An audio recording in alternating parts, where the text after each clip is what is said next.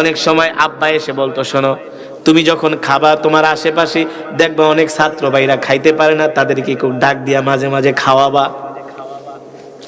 এমন একজন ছাত্র দেখেছিলাম, গরিব মানুষ, আমরা নাস্তা খাইতাম, সকাল 8টা বাজে তার নাস্তা কেনার পয়সা নাই, সে মসজিদে যায়া গরিব মানুষ ইশরাকের নামাজ পড়তেছে।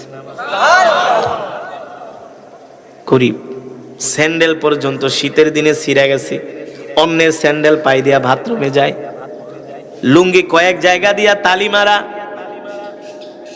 কিন্তু তাদেরকে নামাজের প্রথম কাতারে পাওয়া যায়। সবক শোনানো, পড়াশোনায় তাদেরকে নাম্বার আউয়াল, সবার 1 নম্বরে পাওয়া যায়। গরিব, নামাজে সবার কাতারে, মসজিদ মাদ্রাসার খেদমতে সবার আগের কাতারে। শুধু মুখে মুখে না, মুখে মুখে না, আমরা তো এখন মুখে মুখে রাসূলকে ভালোবাসি, সুন্নতের মাধ্যমে আমরা রাসূলকে ভালোবাসি না, সুন্নতের মাধ্যমে আল্লাহর হাবিবকে আমরা মহব্বত করি না। যদি বলেন হুজুর সুন্নতের মাধ্যমে আমরা আল্লাহর হাবিবকে মহব্বত করি, আমি প্রশ্ন করতে চাই, কয়জনের পকেটে টয়লেট পেপার আছে, কয়জনের পকেটে ঢিলা কুলুব আছে, কয়জনের পকেটে মেসওয়াক আছে, কয়জনের পকেটে তাসবিহ আছে, আজকে কয়জনে 5 ওয়াক্ত নামাজ পড়ছেন? ঠিক কিনা বলেন? কয়জনে 5 ওয়াক্ত নামাজ পড়ছেন? আমরা ওয়াজ শুনতে রাজি, মাগার নামাজ পড়তে রাজি না। মতলবে গেছে এক ওয়াজে, মাহফিল কমিটিকে, হুজুর এমন কেরাত পড়বেন টানের চড়ে মাইকের তার তোর ছিঁড়া ফেলাইবেন, মাইকের ইউনিট কাইটা ফেলাইবেন।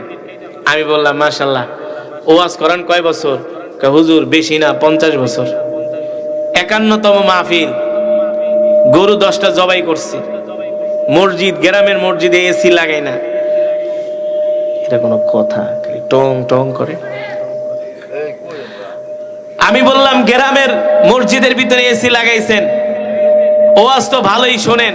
হুজুর এই যে 10 গরু জবাই করছি, 50,000 মানুষ খাওয়াইমু, আজকে 50 বছর ধরে এই মাহফিল আমাদের,